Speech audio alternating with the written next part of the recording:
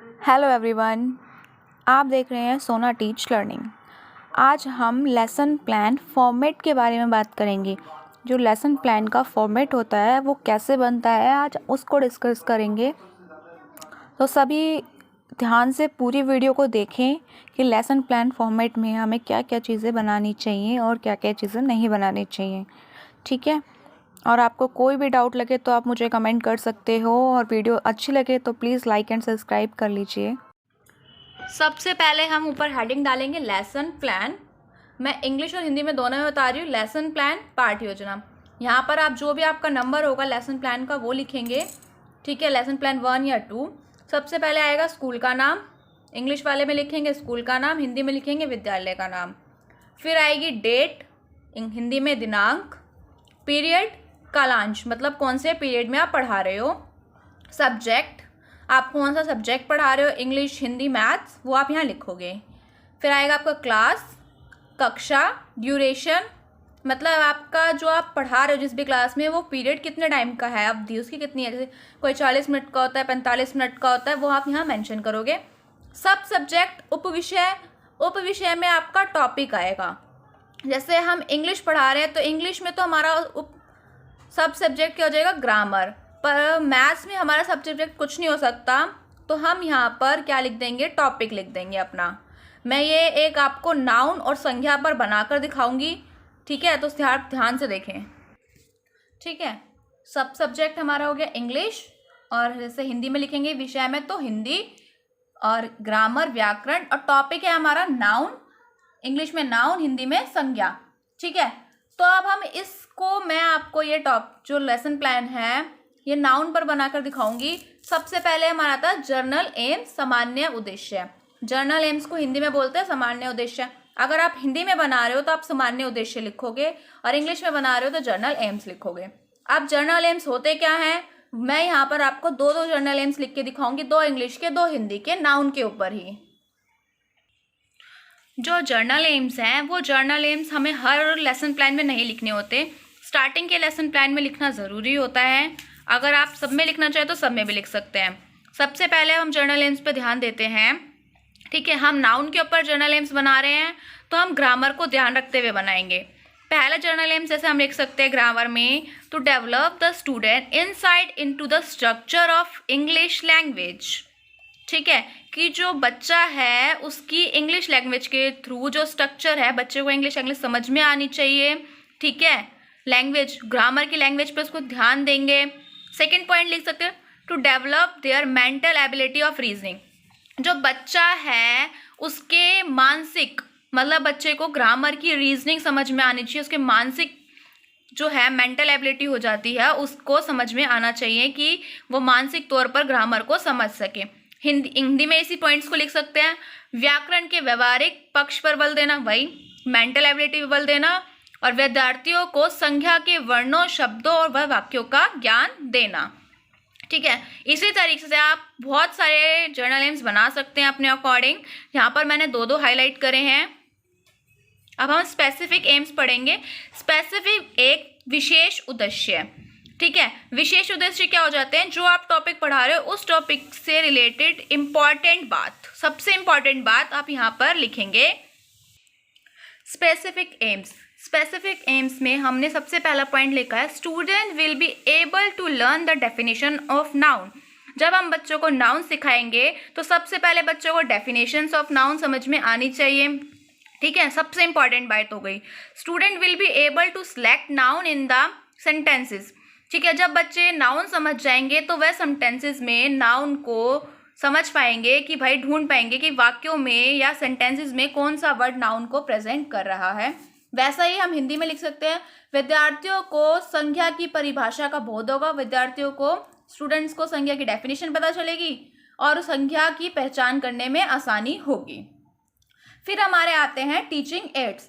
Teaching ads मतलब सहायक सामग्री। जब आप क्लास में पढ़ा रहे हो तो आप किन किन चीज़ों का यूज़ कर रहे हो। जिससे आप क्लास में पढ़ाओगे तो आप chart, pen, paper, duster, chalk, इन चीज़ों का यूज़ करोगे तो आप टीचिंग एड्स में वो लिखोगे। फिर आता है प्रीवियस नॉलेज। प्रीवियस नॉलेज क्या होती है, प्रीवियस नॉलेज पूर्व ज्ञान होता है। जब हम बच्चों को पढ़ाने से पहले हम हमेशा बच्चों से ये पूछते हैं, पहले जानना चाहते हैं कि बच्चों को जो हम पढ़ाने जा रहे हैं वो इस चीज़ के बारे में जानते हैं या नहीं जानते। ठीक है, आप क्लास में नाउन पढ़ाने जा रहे हो तो क्या पता बच्चों को सेंटेंस पढ़ने आते हैं नहीं आते, तो आप वो चेक करोगे कि वो कौन कौन से सेंटेंस पढ़ने आते हैं और कौन कौन से सेंटेंस पढ़ने नहीं आते हैं। प्रीवियस नॉलेज को प्रेजेंट करने का एक तरीका है अपने लेसन प्लान में, वो देखते हैं हम। प्रीवियस नॉलेज को जब हम चेक करेंगे प्रीवियस नॉलेज, तब आप बच्चों को वहाँ पर बहुत सारे क्वेश्चंस कर सकते हैं। ठीक है, तो आप लेसन प्लान बनाएंगे तो उसमें आप एक ऐसा फ्लो चार्ट बनाएंगे जिसको बोलते हैं इंट्रोडक्टरी क्वेश्चंस, प्रस्तावना प्रश्न। यहाँ पर आप कुछ प्रश्न लिखेंगे जो आप बच्चों को पढ़ाने से पहले पूछेंगे कि भाई नाउन के बारे में आप कुछ भी क्वेश्चंस कर सकते हैं उनसे। जैसे आप उनसे क्वेश्चंस कर सकते हैं, how many sons of Dasharath. ठीक है, तो बच्चे बता देंगे दशरथ के 4 बेटे थे। ठीक है, आप उनसे उनके नाम पूछ लेना, बच्चे बता देंगे राम, लक्ष्मण, भरत और अयोध्या। ठीक है, तो आप ये पूछना है उससे अगला क्वेश्चन उनसे कि some examples of which are Ram, Ayodhya. ठीक है, राम और अयोध्या में से कौन सा वर्ड नाउन है, तो बच्चे इस बात को नहीं बता पाएंगे क्योंकि उन्हें नाउन का ज्ञान नहीं है।